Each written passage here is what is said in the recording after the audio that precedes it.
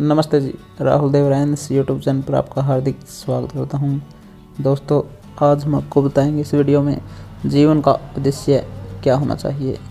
जीवन का क्या उद्देश्य वास्तव में होता है।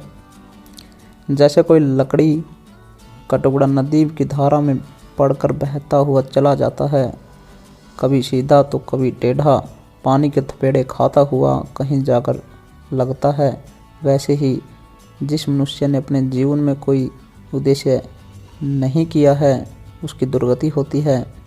आज हमारे देश में ऐसे लोगों की संख्या असंख्य है। बहुत से ऐसे लोग हैं जिनके सामने जीवन का कोई उद्देश्य ही नहीं है। क्या ऐसे लोग अपने जीवन से संसार के सामने कोई आदर्श उपस्थित कर सकते हैं? जिस व्यक्ति के जीवन का कोई लक्ष्य ही नहीं, उसके जीवन का कोई ठिकाना नहीं है। सामान्य अशिक्षित लोगों की बात तो अलग है। स्कूल कॉलेज के विद्यार्थियों से पूछा जाए कि तुम्हारे जीवन का लक्ष्य क्या है, तो वे चुप रह जाएंगे, भली भांति उत्तर न दे सकेंगे, क्योंकि कभी उन्होंने जीवन के उद्देश्य के बारे में सोचा नहीं है। अधिकांश विद्यार्थी पढ़ने के बाद नौकरी या व्यापार करने का ही जीवन का उद्देश्य मान लेते हैं। कुछ इसलिए पढ़ते हैं कि अच्छी शादी हो जाएगी, कुछ इसलिए पढ़ते हैं कि समाज इन्हें पढ़ाई के बल से सम्मान देगा। सबका उद्देश्य मात्र धन कमाना होता है। इसी में अपना पूरा कर्तव्य समझते हैं। यह जीवन का कितना छोटा उद्देश्य है, कितना सस्ता बना लिया है जीवन को। कुछ लोग अपने जीवन का उद्देश्य खाओ पियो और मौज करो के लक्ष्य को ही जीवन का उद्देश्य समझते हैं। दिन रात इसी दभाग दौड़ में भटकते रहते हैं। विषय वासनाओं और इंद्रियों के सुख की साधना जुटाते रहते हैं। अगर यही जीवन का सत्य होता तो धनवान सुखी होते, क्योंकि उनके पास तो किसी प्रकार की कमी नहीं है। धन से सुख का सामान तो खरीदा जा सकता है, सुख नहीं खरीदा जा सकता। धन से रोटी तो खरीदी जा सकती है, पर भूख नहीं। धन से दवाई तो खरीदी जा सकती है, स्वास्थ्य नहीं। धन से गद्दा तो खरीदा जा सकता है, पर नींद नहीं मिलेगी। इन बातों से यह सिद्ध होता है कि जीवन का अर्थ केवल धन कमाना ही नहीं है। जीवन का अर्थ इससे आगे कहीं आगे है। धन तो जीवन में साधन है, जिसके द्वारा जीवन यात्रा की आवश्यक वस्तुएं प्राप्त कर सकते हैं। जीवन अमूल्य है। जीवन दैवीय संपदा है। 84 लाख योनियों में से सबसे बड़ा मानव जीवन का है। इसका एक एक पल अनमोल है। इसकी कीमत उससे पूछो जो मृत्यु शैया पर पड़ा है, डॉक्टरों से हीन दिन बनकर कुछ क्षण के लिए जीवन मांग रहा है, किंतु फिर भी नहीं मिलता। जीवन तो उल्लास है, उमंग है, परमात्मा का वरदान है। कठिनाइयाँ, संघर्ष, निराशाएं जो भी जीवन के मार्ग में आए, उन्हें ठोकर मार कर भगा दो। साहस, शक्ति, दृढ़ता और धैर्य से आगे बढ़ो। जो मनुष्य अपने जीवन में कोई उद्देश्य लेकर चले, उन्होंने अपना लक्ष्य प्राप्त कर लिया। कोई साहित्यकार बनकर और कोई कलाकार बनकर अभीष्ट तक पहुंचा, कोई वैज्ञानिक बना तो कोई राजनीतिक को अपना क्षेत्र बना लिया। एक छोटे से बालक का दृष्टांत बड़ा ही प्रेरक है।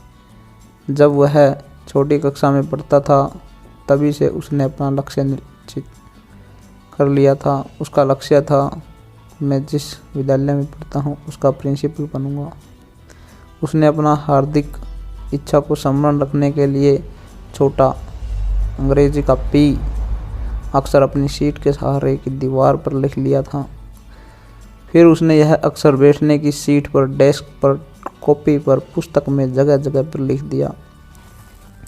ऐसा करने से उसे अपने उद्देश्य का सदैव स्मरण बना रहता था।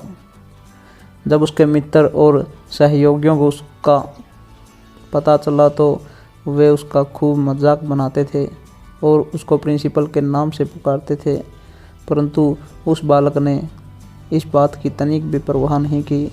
वह अपने उद्देश्य की प्राप्ति में दिन रात परिश्रम करने लगा। उसके मन में संकल्प था, कर्म में उत्साह था, शरीर में पुरुषार्थ की उमंग थी। एक दिन वह निश्चय ही विद्यालय का प्रिंसिपल बना। सभी उसके साथी और विरोधी छात्र उसके परिश्रम और लगन से प्रभावित हुए। बच्चों, जब तुम अपनी छिपी शक्तियों को जान लोगे, सोई हुई शक्तियों को जागृत कर लोगे, तो तुम महान बन जाओगे। जिस भी दिशा में कदम बढ़ाओगे, सफलता तुम्हारे चरण चूमेगी। संस्कृत के महान कवि कालिदास का नाम तुमने सुना होगा। वह व्यक्ति इतना मूर्ख था, जिस डाल पर बैठा था उसको काट रहा था। विद्योत्तमा नाम की एक विदुषी स्त्री से उसका विवाह हुआ। एक दिन सामने से जाते हुए ऊंट को देखकर कालिदास के मुख से उष्ट्र के स्थान पर उटर शब्द सुनकर विद्योत्तमा को अत्यंत दुख हुआ और उसने कहा कि स्वामी, तुम जाओ और तभी लौटो जब विद्या ग्रहण कर लो। पत्नी की बात उनके हृदय में चुभ गई। विद्या के लिए कठोर साधना की, पूर्ण विद्वान बनकर लौटे। घर का दरवाज़ा खटखटाया और जब अंदर से विद्योत्तमा ने पूछा, अस्ति कश्चित् वगिशेष, क्या वाणी में कोई विशेषता आई? कालिदास ने अस्ति कश्चित् वाक और विशेष, इन शब्दों को लेकर कुमार संभव में एक दूत, रघुवंश और अभिज्ञान शकुंतलम नामक ग्रंथों का निर्माण किया। आज भी कालिदास संसार में कवि कुल गुरु के नाम से सर्वविदित है। तुलसीदास ने अपने को पहचान कर रामचरितमानस की रचना की। संसार में जो भी अमर हुआ, उनके मूल जीवन में संकल्प, लगन और कर्तव्य भावना रही है। उन्होंने अपने लक्ष्य को सदैव सामने रखा, अपने उद्देश्य की पूर्ति के लिए सब कुछ छोड़ दिया, तभी वे जीवन में सफल हुए। जीवन की गति नदी की धारा की तरह है, पता नहीं किधर मुड़ जाए। इसलिए तुम जिस लक्ष्य पर पहुंचना चाहते हो, उसी का हर पल ध्यान रखो, बाकी को छोड़ दो। अर्जुन की दृष्टि चिड़िया की आंख पर थी, इसलिए उसका निशाना ठीक बैठा। अन्य भाइयों की दृष्टि की पेड़ पर, उसकी ढाली पर, तो किसी की पत्तों पर थी। सभी अपने निशाने में असफल रहे। सफलता का मूल मंत्र यही है कि जीवन के लक्ष्य को पहले निश्चित कर लो। तुम जीवन में क्या बनना चाहते हो, फिर उसी के प्रयास में जीवन की सारी शक्ति लगा दो। सफलता तुम्हारे चरणों में हो गई। जो व्यक्ति चौराहे पर खड़ा सही निर्णय नहीं कर पा रहा है, मैंने जाना किधर है, वह कहीं भी नहीं पहुंच सकता है। वह जीवन भर भटकता रहेगा, जीवन भर असफलता का मुंह देखता रहेगा। संसार में असंभव कुछ भी नहीं है। प्राप्त करने की हिम्मत चाहिए। यह तुम्हारे पर निर्भर करता है कि तुम क्या बनने का संकल्प लेते हो। संकल्प में शक्ति है, शक्ति से ही कर्म में सफलता मिलती है। आलसी, प्रमादी, कल्पनाजीवी बनकर पड़े रहने से कुछ नहीं मिलेगा। संसार वीरों की पूजा करता है, जो अपने कर्म और उद्देश्य के लिए प्राणों की बाजी लगा देते हैं। दुनिया उनकी मूर्तियां बनाकर पूजती है। दोस्तों, अगर आपको वीडियो अच्छी लगी तो लाइक, कमेंट और शेयर ज़रूर करें। अगर मेरे चैनल को सब्सक्राइब नहीं किया तो मेरे चैनल को सब्सक्राइब करें। जय हिंद, जय भारत।